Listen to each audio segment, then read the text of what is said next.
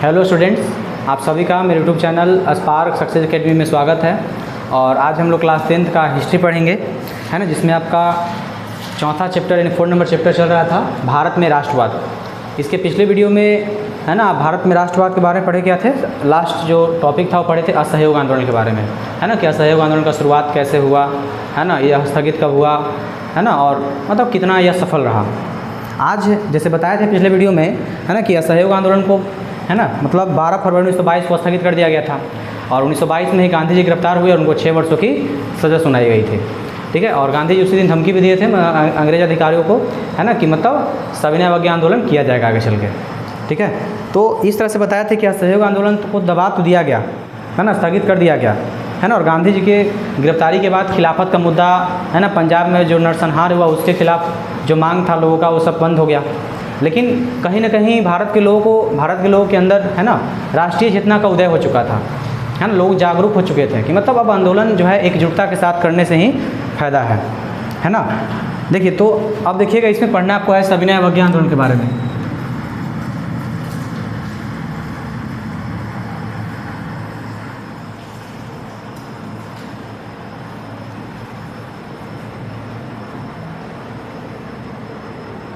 सविनय अवज्ञा आंदोलन देखिए, ब्रिटिश शासन के खिलाफ, है ना, असहयोग आंदोलन के बाद गांधी जी के नेतृत्व में 1930 ईस्वी में एक आंदोलन किया गया जिसका नाम था सविनय अवज्ञा आंदोलन। ठीक है, जब असहयोग आंदोलन खत्म हुआ, मतलब इसका भी देखिए, इसका भी सविनय अवज्ञा आंदोलन का भी आधार जो था सामाजिक था, है ना, सामाजिक आधार बहुत ज़्यादा बड़ा था इसका, है ना, बहुत अधिक विस्तारित रूप से था। ठीक है, जब असहयोग आंदोलन समाप्त हो गया तो समाप्ति के बाद राष्ट्रीय आंदोलन में एक शून्यता का स्थिति पैदा हो गया था। मैंने असहयोग आंदोलन के बाद देश में मतलब 6 साल के अंदर 1922 से 28 मतलब 30 तक कह सकते हैं, कोई खास आंदोलन हुआ नहीं, है ना। लेकिन मतलब ऐसे इसी क्रम में 1922 के बाद से कुछ घटना ऐसा घटा जो आंदोलन का कारण हुआ ना, है ना। तो सबसे पहले हम पढ़ेंगे सविनय अवज्ञा आंदोलन के कारण। देखिए, सविनय अवज्ञा आंदोलन कब हुआ था, तो सविनय अवज्ञा आंदोलन आपका हुआ था 1930 ईस्वी में गांधी जी के नेतृत्व में, है ना, 1930 ईस्वी में, है ना, गांधी जी के नेतृत्व में।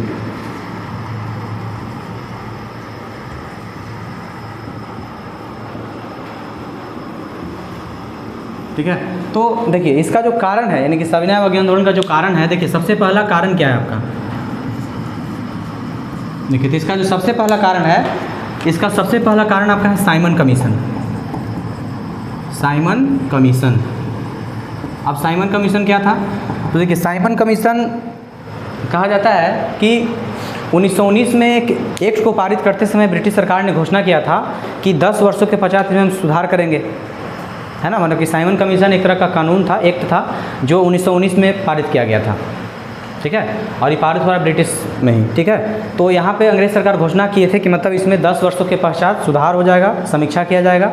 लेकिन कहा जाता है कि मतलब कोई सुधार या समीक्षा होता नहीं है ना। यह आयोग जो था 7 सदस्यीय था। इसमें टोटल कितने सदस्य थे, है ना, 7 सदस्य थे। इसमें कुल 7 सदस्य थे, 7 सदस्य थे। और इसे पारित कब किया गया था, इस एक्ट को लिखिए, है ना, इस एक्ट को 1919 में पारित किया गया। 1919 में पारित किया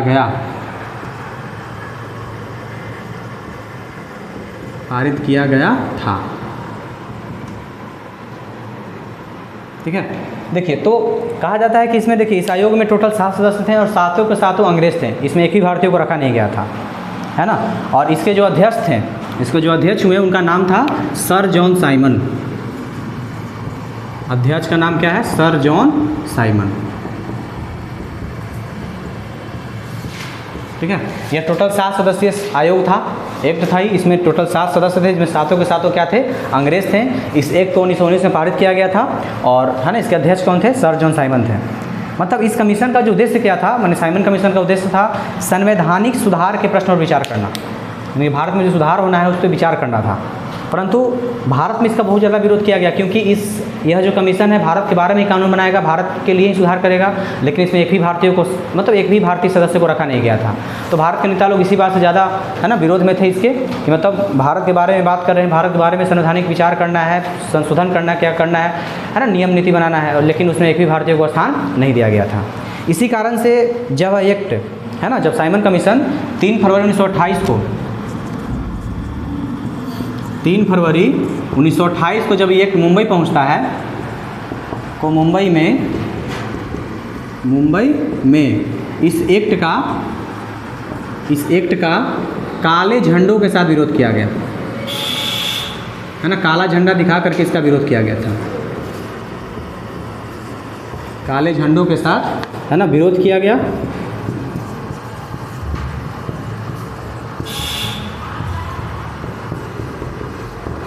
काले झंडों के साथ विरोध किया गया और साइमन गो बैक का नारा लगाया गया, और साइमन गो बैक का नारा लगाया गया। ठीक है, देखिए तो याद रखिएगा यह एक्ट भारत कब पहुंचा, तो 3 फरवरी 1928 को भारत में के मुंबई शहर में पहुंचता है, लेकिन इस एक्ट को वहाँ पे काले झंडों के साथ विरोध किया गया और साइमन गो बैक का नारा लगाया गया। ठीक है, तो लगभग कहने का मतलब था कि मतलब साइमन कमीशन भी एक तरीके से मतलब राजनीतिक संघर्ष को जन्म देता है। तो साइमन कमीशन समझ गए है ना, यह एक्ट जो था 1919 में पारित किया गया था। इसमें कुल कितने सदस्य थे? 7 सदस्य थे। इसे ब्रिटिश सरकार कहे थे कि मतलब 10 वर्षों के पश्चात सुधार किया जाएगा, समीक्षा किया जाएगा, लेकिन है ना इसमें कोई सुधार होता नहीं है। इसके अध्यक्ष कौन थे? तो सर जॉन साइमन थे, और 3 फरवरी 1928 ईस्वी को मुंबई में इस एक्ट का जब साइमन कमीशन जब भारत पहुंचता है, कब पहुंचा? 3 फरवरी 1928 को जब मुंबई में पहुंचे तो इस एक्ट का भारी मतलब बहुत ज़्यादा विरोध किया गया, काले झंडों के साथ विरोध किया गया इसका, और है ना साइमन गो बैक का नारा भी लगाया गया। अगला देखिए, अगला जो कारण रहा नेहरू रिपोर्ट। ठीक है, दूसरा जो इसका कारण रहा क्या रहा? नेहरू रिपोर्ट। नेहरू रिपोर्ट देखिए, जब साइमन है ना साइमन कमीशन का जब सब लोग विरोध किए तो उसमें भारत में तत्कालीन भारतीय सचिव थे, उनका नाम था लॉर्ड बिरकनहैम, है ना। उस समय तत्कालीन भारतीय सचिव कौन थे? लॉर्ड बिरकनहैम। तो लॉर्ड बिरकनहैम का कथन था, मतलब वो भारतीय नेताओं को चुनौती देते हैं, है ना। जब साइमन कमीशन जब साइमन कमीशन को भारत के नेता लोग विरोध करना शुरू कर दिए, है ना, काले झंडों के साथ विरोध किया गया, साइमन गो बैक का नारा लगाया गया, अंग्रेज सरकार इसको वापस कर लिया। लेकिन नेहरू रिपोर्ट है ना, जब साइमन कमीशन को विरोध किए लोग, बहिष्कार किए, तो उसमें भारत के सचिव थे लॉर्ड है ना बिरकनहैम। भारत के नेताओं को चुनौती देते हैं कि आप एक ऐसा संविधान बनाइए, है ना, मतलब आप एक ऐसा संविधान का निर्माण कीजिए जो सभी गुटों को मान्य हो, जिसे भारत के सभी दल स्वीकार करें, अंग्रेज सरकार भी स्वीकार करे, यानी भारतीय संविधान को बनाने को लेकर के चुनौती दिया गया। ठीक है, तो इस चुनौती को जवाब देने के लिए 1928 में है ना एक मतलब कहने का मतलब है एक सम्मेलन होता है, और इसकी अध्यक्षता करते हैं मोतीलाल नेहरू। कौन करते हैं? मोतीलाल नेहरू। तो याद रखिएगा 1928 में ही यहाँ पे क्या किया गया है ना, 1928 में नेहरू रिपोर्ट प्रस्तावित हुआ। ऐसा लिखिएगा, यह रिपोर्ट 1928 ईस्वी में, कब? 1928 ईस्वी में मोतीलाल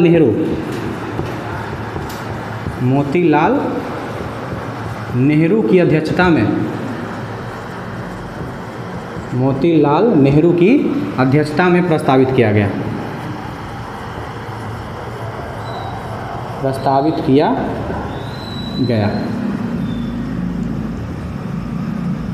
समझ गए? तो इसीलिए इसका नाम भी है नेहरू रिपोर्ट। लेकिन जब नेहरू जी, मैं कहने का मतलब मोतीलाल नेहरू जब इस रिपोर्ट को प्रस्तावित करते हैं तो खुद कांग्रेस का एक गुट ही इससे असहमत हो जाता है। मतलब अंग्रेज को चुनौती दिए थे, है ना, कि मतलब आप एक ऐसा तैयार कीजिए, संविधान निर्माण कीजिए, मतलब ऐसा रिपोर्ट प्रस्तावित कीजिए जो सभी गुटों को मान्य हो, लेकिन खुद है ना कांग्रेस का एक गुट ही इससे असहमत हो गया। तो है ना, ये तो मान्य होगा नहीं, इसमें ब्रिटिश सरकार से डोमिनियन स्टेट का दर्जा देने का मांग किया गया, है ना। तो इस कारण से जब कांग्रेस का एक गुट अमान्य, मतलब इसको अमान्य सिद्ध कर दिया, तो ये मतलब रिपोर्ट प्रस्तावित हुआ नहीं, मतलब स्वीकृत नहीं किया गया। है ना। और लोगों में सांप्रदायिकता का भावना भी आ गया था, है ना। मुस्लिम लीग, हिंदू महासभा दोनों इसे मतलब फैलाने में बहुत ज़्यादा, है ना, मतलब कहने का मतलब है काम किए सांप्रदायिकता को फैलाने में। लेकिन गांधी जी से निपटने के लिए सविनय अवज्ञा आंदोलन का कार्यक्रम प्रस्तुत कर रहे थे इस समय, है ना। मतलब अंदर ही अंदर विचार चल रहा है ना, नेताओं में, है ना। कार्यक्रम प्रस्तुत किया जा रहा है इसका कि कैसे कैसे आंदोलन करना है। तब तक साइमन कमीशन भी इसका कारण बन गया, नेहरू रिपोर्ट भी कारण बन गया। तो याद रखिए साइमन कमीशन 1919 में, है ना, 7 सदस्य थे, सातों के सातों अंग्रेज, है ना। इसमें इसके अध्यक्ष कौन थे? Sir John Simon. इस एक्ट को भारत कब लाया गया? 3 फरवरी 1928 को, है ना। इसका विरोध यहाँ पे काले झंडों के साथ और साइमन गो बैक नारों के साथ किया गया। नेहरू रिपोर्ट तो 1928 में प्रस्तावित किया गया, लेकिन यह मतलब नेहरू की अध्यक्षता में, मोतीलाल नेहरू की अध्यक्षता में प्रस्तावित किया गया, लेकिन इसे स्वीकार नहीं किया गया। अगला देखिएगा, अगला जो कारण रहा विश्वव्यापी आर्थिक मंदी। विश्वव्यापी आर्थिक मंदी, चूँकि है ना जो आर्थिक मंदी आया था उस टाइम में, है ना, 1929 से 30 विश्वव्यापी आर्थिक मंदी। तो विश्वव्यापी आर्थिक मंदी कब आया? 1929 से 30 में।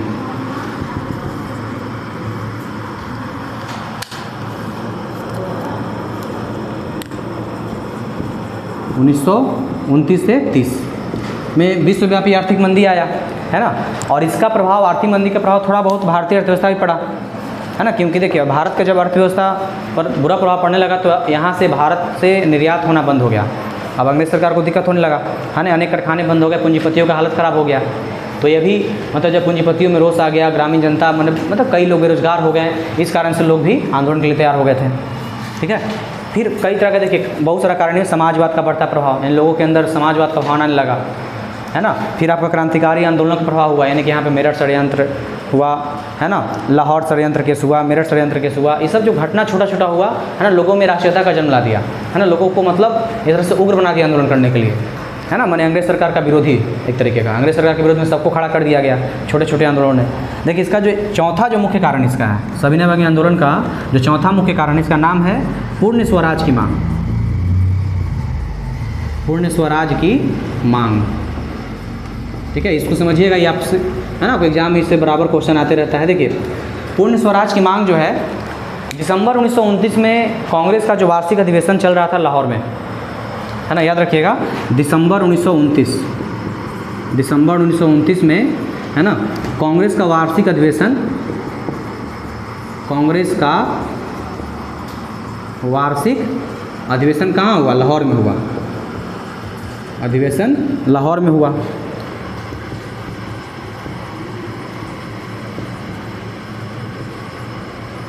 लाहौर में हुआ, ठीक है। तो कहने का मतलब इसी रात, है ना, दिसंबर 1929 में, याद रखिएगा कि पूछे कांग्रेस का वार्षिक अधिवेशन, है ना, लाहौर में कब हुआ था? तो दिसंबर 1929 में।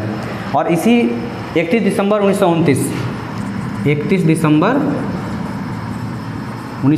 ईस्वी को, 31 दिसंबर 1929 ईस्वी को मध्य रात्रि को रावी नदी के तट पर, है ना, मतलब पंडित जवाहरलाल नेहरू ने मतलब तिरंगा झंडा फहराया और मतलब स्वतंत्रता की घोषणा पत्र पढ़ गया। कहने का मतलब है, देखिए जो अधिवेशन चल रहा था, जो अध्यक्षता मतलब अधिवेशन चल रहा था, वार्षिक अधिवेशन, यह चल रहा था जवाहरलाल नेहरू की अध्यक्षता में, है ना। किनकी अध्यक्षता में? जवाहरलाल नेहरू की अध्यक्षता में। तो 31 दिसंबर 1929 को, है ना, 31 दिसंबर 1929 की मध्य रात्रि को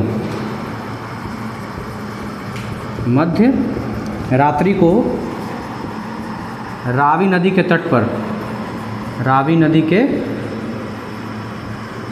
तट पर, है ना, पूर्ण स्वराज की घोषणा किया गया। क्या किया गया? है ना, मतलब कहने का मतलब तिरंगा झंडा फहराएं, है ना, और यहाँ पे पूर्ण स्वराज की घोषणा भी किया गया। समझ गए? तिरंगा झंडा फहराया।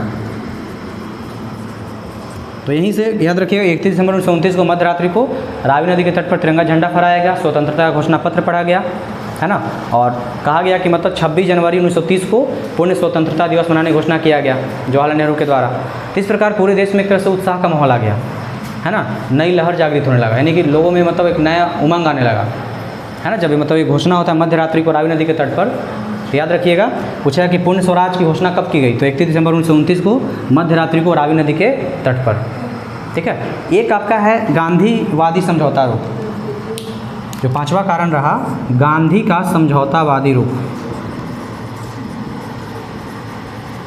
गांधी का समझौतावादी रुख। देखिए आंदोलन शुरू करने से पहले गांधी जी है ना जो थे यहाँ के वायसराय, आंदोलन शुरू करने से पहले है ना गांधी जी एक बार मतलब जो भारत के उसमें मतलब वायसराय थे लॉर्ड इरविन है ना, सविनय अवज्ञा आंदोलन जब शुरू करने जा रहे थे गांधी जी तो उस समय तत्कालीन भारत के वायसराय थे लॉर्ड इरविन।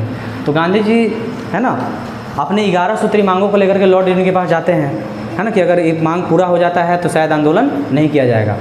लेकिन लॉर्ड इरविन इनकी मांगों को सुना भी नहीं, मतलब सुनने का तो दूर का बात है, मतलब इनसे मिलने से भी क्या कर दिया, इनकार कर दिया, मतलब इनकी मांगों को सुना नहीं गया। और यहाँ के बीच में है ना गांधी जी मतलब काफ़ी ज़्यादा उग्र हो गए और गांधी जी आकर लास्ट में मतलब मजबूरी में जाकर के दांडी मार्च करने शुरू करते हैं और यहीं से आंदोलन का शुरुआत होता है ना। तो याद रखिए गांधी का समझौतावादी रूप में है ना मतलब आंदोलन शुरू करने से पहले गांधी जी अपने 11 सूत्री मांगों को लेकर के तत्कालीन वायसराय है ना लॉर्ड इरविन के पास जाते हैं। लेकिन लॉर्ड इरविन इनसे मिलने मतलब इनकी मांगों को सुनने का तो बहुत दूर का बात है, इनसे मिलने से भी इनकार कर देता है ना। और यहीं से गांधी जी खिसिया गए हैं, गुस्सा में आ गए हैं, ठीक है, और यहीं से मतलब दांडी मार्च करना शुरू करेंगे, ठीक है। तो देखिएगा आगे इसमें देखिए तो है ना सविनय अवज्ञा आंदोलन के कारण में कौन कौन रहा, साइमन कमीशन, नेहरू रिपोर्ट, विश्वव्यापी आर्थिक मंदी, पूर्ण स्वराज की मांग, गांधी का समझौतावादी रूप। यानी अगर एग्जाम में पूछे कि सविनय अवज्ञा आंदोलन कारणों का वर्णन करें है ना तो आपको यही 5 कारण लिखना है इसमें, है ना। साइमन कमीशन समझ गए कि यह कमीशन 1919 में एक के रूप में 1919 में पारित हुआ है ना। इसमें 7 सदस्य थे, मतलब 7 सदस्य थे जिसमें 7 के 7 अंग्रेज थे। और ये भारत कब आया था है ना, भारत कब आया था 3 फरवरी 1928 को, जहाँ पे भारत में सबसे पहले मुंबई में है ना जहाँ पे इनका साइमन गो बैक का नारा लगाया गया, काले झंडों से इनका विरोध किया गया था। नेहरू रिपोर्ट 1928 में मोतीलाल नेहरू की अध्यक्षता में प्रस्तावित किया गया था। विश्वव्यापी आर्थिक मंदी का प्रभाव भारत पे पड़ा, यहाँ से निर्यात होना बंद हो गया, कई लोग बेरोजगार हो गए, पूंजीपतियों में मतलब विरोध का भावना आने लगा। पूर्ण स्वराज की मांग, तो यहाँ पे है ना कांग्रेस का वार्षिक अधिवेशन दिसंबर 1929 में लाहौर में चल रहा था, जवाहरलाल नेहरू की अध्यक्षता में। वहीं पे 31 दिसंबर 1929 को मध्य रात्रि में रावी नदी के तट पर है ना नेहरू जी क्या करते हैं, मतलब पूर्ण स्वराज की घोषणा करते हैं। उसके बाद ठीक है, उसके बाद आपका क्या है, गांधी का समझौतावादी रूप, यानी कि गांधी जी आंदोलन शुरू करने से पहले लॉर्ड इरविन यानी जो तत्कालीन वायसराय थे है ना, ये भी पूछ सकता है आपसे कि सविनय अवज्ञा आंदोलन के समय भारत के तत्कालीन वायसराय कौन थे, तो लॉर्ड इरविन। उनके पास अपने 11 सूत्री मांगों को लेकर गए थे, लेकिन लॉर्ड इरविन इनसे मिलना तो दूर की बात, मतलब इनकी बातों को सुना भी नहीं और इनसे मतलब मिले भी नहीं। इस कारण से गांधी जी विरोध मतलब एक तरह से कह सकते हैं गुस्से में आकर के है ना और दांडी मार्च यहाँ से शुरू करते हैं। मैंने सरकार का दमन चक्र तेजी से करने के लिए गांधी जी मजबूर हो गए है ना और यहीं से आंदोलन शुरू करने का निश्चय करते हैं। तो देखिएगा अब यहाँ से दांडी यात्रा, अब यहाँ से आपको पढ़ना है दांडी यात्रा, ठीक है। तो दांडी यात्रा जो आपका शुरू हुआ, दांडी यात्रा शुरू होता है 12 मार्च से है ना और चलता है 6 अप्रैल तक, ठीक है। दांडी यात्रा 12 मार्च से 6 अप्रैल। गांधी जी सविनय अवज्ञा आंदोलन का शुरुआत इसी यात्रा से करते हैं, दांडी यात्रा से, है ना। दांडी जो है गुजरात में पड़ता है ना और यहाँ पे गांधी जी अपने मतलब समर्थकों के साथ है ना 12 मार्च 1930 को मतलब है ना दांडी यात्रा शुरू करते हैं और 24 दिनों में टोटल 250 किलोमीटर का यात्रा तय करते हैं। मैंने 12 मार्च से शुरू किए और 6 अप्रैल है ना, तो 24 दिन हो गया टोटल इसके बीच में, और 24 दिन में टोटल 250 किलोमीटर का यात्रा तय किए है ना।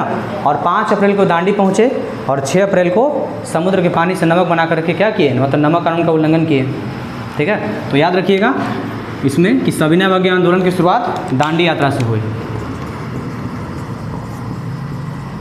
सविनय अवज्ञा आंदोलन की शुरुआत दांडी यात्रा से हुई, ठीक है, ठीक है। इस क्रम में इस दौरान लिख सकते हैं कि इस दौरान गांधी जी अपने समर्थकों के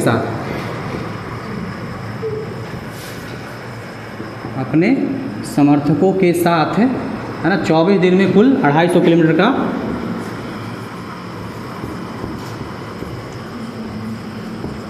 24 दिन में कुल 250 किलोमीटर का दूरी तय करते हैं कि दूरी तय करते हैं है ना। इसके बाद 5 अप्रैल को गांधी दांडी पहुंचते हैं और 6 अप्रैल को समुद्र के पानी से नमक बना करके नमक कानून का उल्लंघन करते हैं। तो इस आंदोलन का जो कार्यक्रम था, है ना, आंदोलन का कार्यक्रम, यानी कि आंदोलन का मतलब कार्य क्या था, है ना, मतलब कैसे काम करेंगे लोग।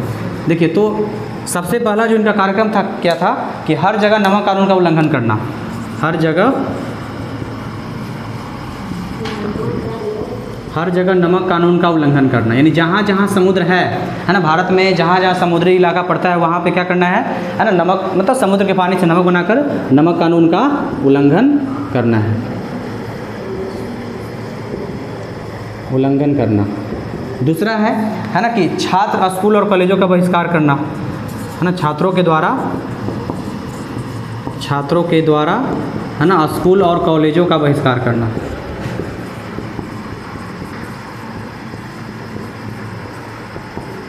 कॉलेजों का बहिष्कार करना, ठीक है। तीसरा है कि मतलब जितना भी मतलब विदेशी कपड़ा है ना, विदेशी कपड़ों को जलाना, विदेशी कपड़ों को जलाना।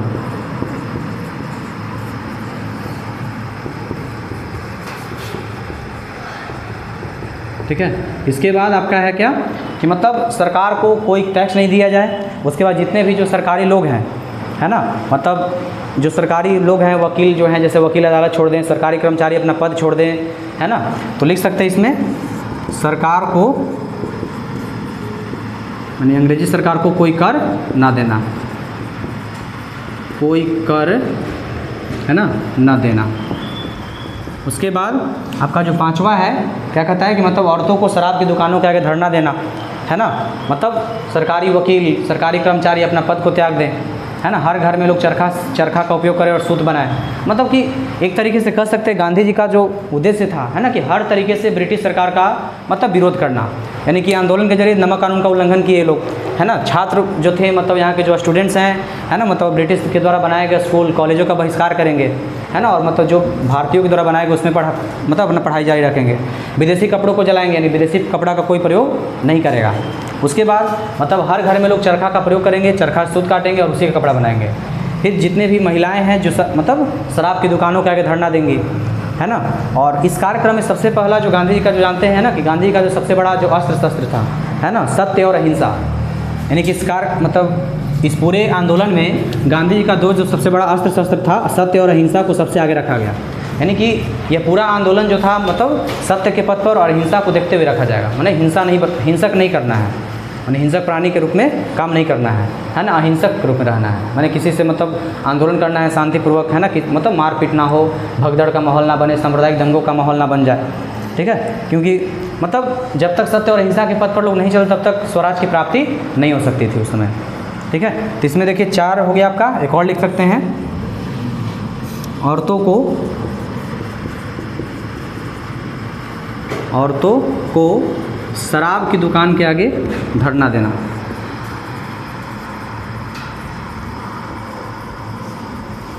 के आगे धरना देना। इसके बाद है ना मतलब हर घर में चरखा का उपयोग, हर घर में चरखा का प्रयोग, ठीक है। इस तरीके से मतलब इस आंदोलन का क्या था आपका कार्यक्रम था। यानी कि देखिए आंदोलन शुरू कहाँ से होता है, तो दांडी यात्रा से, है ना। लॉर्ड इरविन जब मिलने से मना करते हैं गांधी जी को, तो गांधी जी 12 मार्च है ना 1930 को अपने समर्थकों के साथ गुजरात के दांडी से यात्रा शुरू करते हैं और दांडी यात्रा से ही आंदोलन शुरू होता है। यहाँ से इस दौरान गांधी जी अपने समर्थकों के साथ 24 दिन में टोटल कितना दूरी तय की, 250 किलोमीटर, और है ना वहाँ पे पहुँच करके लगभग मतलब समुद्र के पानी से नमक बनाते हैं और नमक कानून का उल्लंघन करते हैं। कुछ उद्देश्य है इनका, है ना। सरकार को कोई टैक्स नहीं देना है, हर जगह नमक कानून का उल्लंघन करना है ना। सरकार को मतलब विदेशी कपड़ों को जलाया जाना चाहिए, चरखा का प्रयोग किया जाना चाहिए, है ना। उसके बाद जितने भी वकील, सरकारी वकील हैं, सरकारी कर्मचारी हैं, वो अपने पदों का त्याग कर दें, है ना। मतलब औरतों को शराब की दुकानों के धरना देना है, इस तरीके से।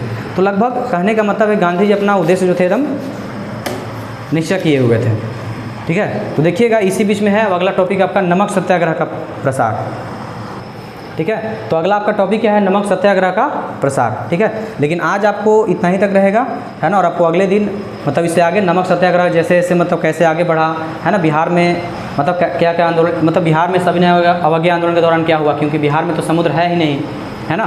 फिर गांधी इम्पैक्ट पढ़िएगा, फिर सविनय अवज्ञा आंदोलन के परिणाम। तो अगले दिन है ना नमक सत्याग्रह के बारे में आपको बताया जाएगा।